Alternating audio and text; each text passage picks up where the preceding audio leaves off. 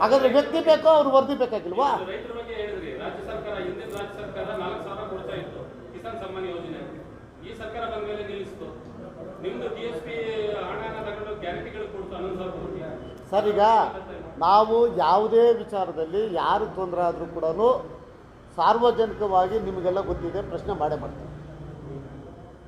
ಒಂದು ಚಳುವಳಿ ತನ್ನ ಜವಾಬ್ದಾರಿಯನ್ನು ಪ್ರಾಮಾಣಿಕವಾಗಿ ಪಾರದರ್ಶಕವಾಗಿ ಯಾವುದೇ ಪಕ್ಷ ಆಗಿರಲಿ ಯಾರೇ ಆಗಿರಲಿ ತಪ್ಪು ಮಾಡಿದಾಗ ತಪ್ಪು ಅಂತಲೇ ಮಾತಾಡಲಿಕ್ಕೆ ಪ್ರಯತ್ನ ಮಾಡ್ತೀವಿ. ಸರ್, ಲೋಕಸಭಾ ಚುನಾವಣೆ ವಿಧಾನಸಭಾ ಚುನಾವಣೆ ಹೊರತುಪಡಿಸಿ ಈ ರೀತಿ ಜನಜಾಗೃತಿ ಬೇರೆ ಸಂದರ್ಭಗಳಲ್ಲಿ ಯಾಕೆ ಅನೇಕ ಸಮಸ್ಯೆಗಳಿದ್ದಾವೆ. ಈಗ ಕಾಂಗ್ರೆಸ್ ಪ್ರಣಾಳಿಕೆ ತಗೊಳ್ಳಿ, ಬಿಜೆಪಿ ಪ್ರಣಾಳಿಕೆ ತಗೊಳ್ಳಿ, ಯಾರಾದರೂ ಬಿಗ್ನೆಸ್ ನೀರಿನ ಬಗ್ಗೆ ಮಾತಾಡಿದಾರ? ಯಾರಾದರೂ ಎತ್ತಿನ ಬೆಳೆ ಬಗ್ಗೆ ಮಾತಾಡಿದಾರ? ಯಾರಾದರೂ ನಿರುದ್ಯೋಗದ ಬಗ್ಗೆ ಮಾತಾಡಿದಾರ? ನಮ್ಮ ಜಿಲ್ಲೆಯಲ್ಲಿ ಈ ಧರಣಿಯಲ್ಲಿ ಭಾಗಿಯಾಗಿದ್ದಾರೆ. ಸದಾನಂದ ಗೌಡರು ಬಂದಿದ್ದರು, ಯಡಿಯೂರಪ್ಪ ಅವರು ಬಂದಿದ್ದರು, ಕುಮಾರಸ್ವಾಮಿ ಅವರು ಬಂದಿದ್ದರು, ಎಲ್ಲ ಇವರು ಮುಖ್ಯಮಂತ್ರಿಗಳಿದ್ದಂಥವರೆಲ್ಲ ಕೂಡ ಬಂದಿದ್ದರು. ಇದೇ ಶಾಸಕರು ಅವತ್ತು ಶಾಸಕರಲ್ಲ, ಯಾರೋ ಸುಧಾಕರ್ ಅವರು ಒಂದು ದಿನ ನಮಗೆ ಕಾಲಾವಕಾಶ ಕೊಡಿ, ಇಲ್ಲಿ ಧರಣಿ ಮಾಡಬೇಕಂತ ಕೇಳ್ಕೊಂಡ್ರು. ಅವತ್ತು ಕೇಳ್ಕೊಂಡಿದ್ದ ಉದ್ದೇಶ ಏನು? ಡಾಕ್ಟರ್ ಪರಮಶಿವಯ್ಯ ಅವರ ವರದಿಯನ್ನು ಜಾರಿಗೊಳಿಸಬೇಕು, ನಮಗೂ ಒಂದು ದಿನ ಅದೊಂದು ಅವಕಾಶ ಮಾಡಿಕೊಡಿ ಅಂತ. ಗೆಲ್ಲವರೆಗೂ ಕೂಡ ಪರಮಶಿವಯ್ಯ ಅಂತ ಹೇಳಿದ್ರು. ಗೆದ್ದಾದ ಮೇಲೆ ಪರಮಶಿವಯ್ಯವ್ರನ್ನ ಬಿಟ್ಟುಬಿಟ್ರು. ಆಮೇಲೆ ಏನು ಮಾಡಿದ್ರು? ಎತ್ತಿನ ಹೊಳೆಗೆ ಬಂದರು.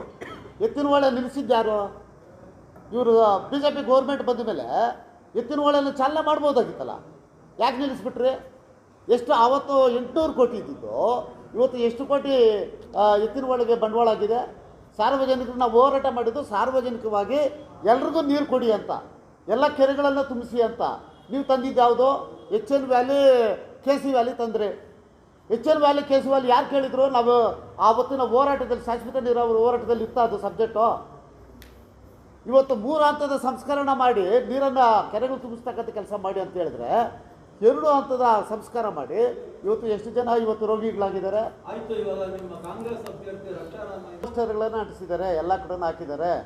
ನೀರು ಉಳಿಸ್ತಕ್ಕಂಥ ಕೆಲಸವನ್ನು ನಾವೆಲ್ಲರೂ ಸೇರ್ಕೊಂಡು ಮಾಡಬೇಕಾಗಿದೆ, ಮಾಡಬೇಕು ಅಂತಕ್ಕಂಥದ್ದು ನಾವು ಕೂಡ ಒತ್ತಾಯನ ಮಾಡಿದ್ದೀವಿ, ಮಾಡ್ತೀವಿ ಅಂತಕ್ಕಂಥ ಮಾತನ್ನು ಕೂಡ ಕೊಟ್ಟಿದ್ದಾರೆ.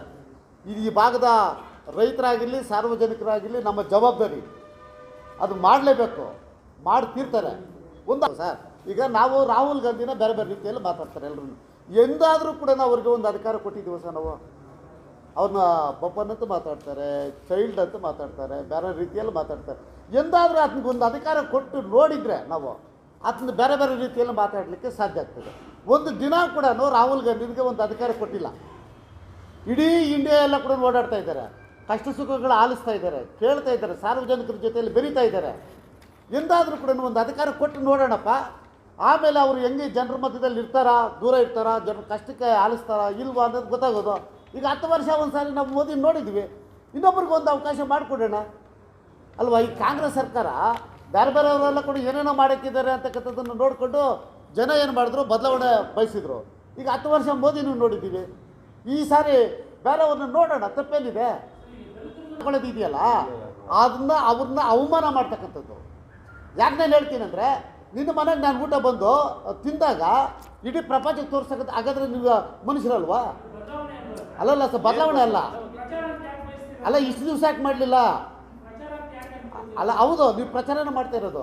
ಈಗ ನೀವು ಪ್ರಚಾರ ಅಲ್ಲದೇ ಇದ್ದಿದ್ರೆ ನಿನ್ನ ಮನಸ್ಸಲ್ಲಿ ಇಟ್ಕೋಬೇಕಾಗಿತ್ತು, ನಿಮ್ಮ ಮನಸ್ಸಲ್ಲಿ ಇಟ್ಕೋಬೇಕಾಗಿತ್ತು. ಅದನ್ನೇ ಹೇಳಿ ಸರ್, ಯಾರು ಮಾಡಿದ್ರು ಕೂಡ ತಪ್ಪೇನೆ ಸರ್. ಪ್ರದೀಪ್ ಈಶ್ವರ್ ಮಾಡಿದ್ರು ತಪ್ಪೇನೆ, ಇನ್ನೊಬ್ಬರು ಮಾಡಿದ್ರು ತಪ್ಪೇನೆ. ನಾವು ಯಾರು? ಸುಧಾಕರ್ ಕಡೆಯಿಂದ ದಲಿತರ ಮೇಲೆ ಆಗಿರ್ತಕ್ಕಂಥ ಸುಳ್ಳು ಕೇಸ್ಗಳಿಗೆ ಸಾಕ್ಷಿ ನಾನೇ. 24 ದಿನ ಜೈಲಲ್ಲಿದ್ದಂಥವನು ನಾನೇ. ತಾವೆಲ್ಲ ಕೂಡ ನೋಡಿದ್ದೀರಿ. ಒಂದು ಕೊಲೆ, ಅದು ನಾನು ಯಾರನ್ನೂ ಕೊಲೆ ಮಾಡಲಿಲ್ಲ, ಯಾರ ಜೋಬಿಗೆ ಕೈ ಹಾಕಲಿಲ್ಲ, ಯಾರ ಆಸ್ತಿನನ್ನು ಬರ್ಸ್ಕೊಳ್ಳಿಲ್ಲ, ಅಥವಾ ಯಾರು ತಲೆ ಬುರುಡೆ ನಾನು ಹೊಡೆದಾಕಲಿಲ್ಲ, ಅಥವಾ ಯಾವುದೇ ಪಾಸ್ತಿ ನಷ್ಟ ಮಾಡಲಿಲ್ಲ ಅಲ್ವ ಸರ್? ಆಮೇಲೆ ಮಾಜಿ ಶಾಸಕರು ಇವತ್ತು 3 ಜನ ಇದ್ದಾರೆ. ಒಬ್ಬ ಶಾಸಕ ಅವ್ರ ಜೊತೆಯಲ್ಲಿ ಇದ್ದಾರೆ, ಇನ್ನೊಬ್ಬ ಶಾಸಕರು ಅವ್ರ ಜೊತೆಯಲ್ಲಿದ್ದರು, ಈಗ ಹೊರಗಡೆ ಬಂದರು ಅನಸೂಯಮ್ಮ ಅವರು. 3 ಮಾಜಿ ಶಾಸಕರು ಅಲ್ಲಲ್ಲ, ಮಾಜಿ ಶಾಸಕರು 3 ಜನನೂ ಕೂಡ ಅವರು ಕೂಡ ಈ ಕ್ಷೇತ್ರದಲ್ಲಿ ಕೆಲಸ ಮಾಡಿರ್ತಕ್ಕಂಥವ್ರು ಅಲ್ವ ಸರ್? ನೀವು ಆವತ್ತು ಜಗಜೀವನ್ ರಾಮ್ ಭವನದ್ದು ಗುದ್ದಲಿ ಪೂಜೆ ಮಾಡುವಾಗ ಇಲ್ಲಿರ್ತಕ್ಕಂಥವ್ರು ಎಲ್ಲರೂ ಕೂಡ ಇದ್ದೀರಿ. ಯಾರಾದರೂ ಬಂದು ಅವ್ರಲ್ಲಿ ಗಲಾಟೆ ಮಾಡಿದ್ರಾ ಅಥವಾ ಅವ್ರಿಗೇನು ಮುಖಾಮುಖಿ ಆಗಿತ್ತಾ ಅಥವಾ ಏನಾದರೂ ಚರ್ಚೆಗಳಾಗಿತ್ತಾ? ಏನಾಗಲಿಲ್ವಲ್ಲ. ಹಾಗಾದ್ರೆ ಹೆಂಗಾಯಿತು ಕೇಸ್ ಅದು?